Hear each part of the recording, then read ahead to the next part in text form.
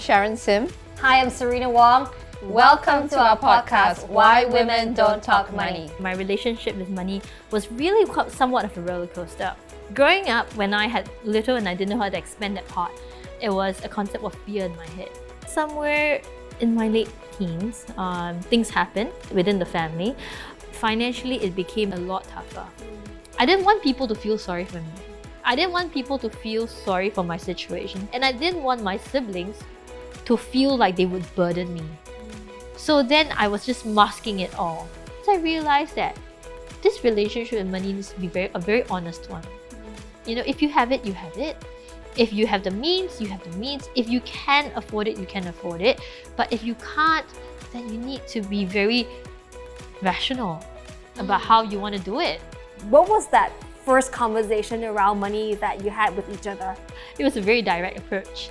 Well, we were having a good Italian fine dining, and then halfway, midway through, I just flashed out a notebook and I said, okay, let's not waste each other's time.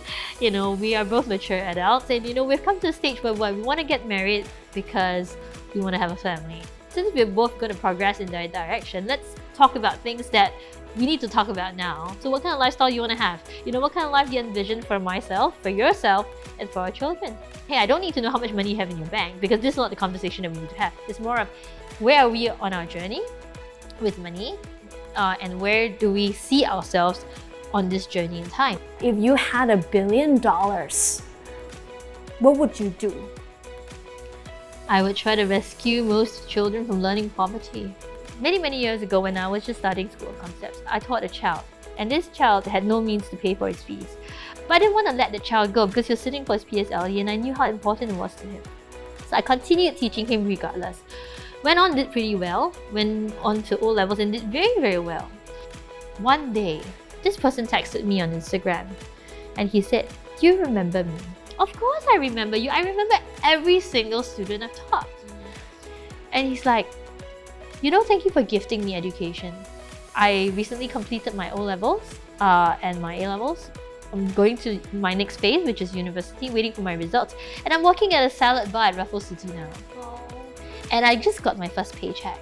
And you're the first person I thought about. Thank you for being so open and generous with your sharing. It is important to hear from women how they relate and feel about money, so we all can learn from each other and be smarter about it.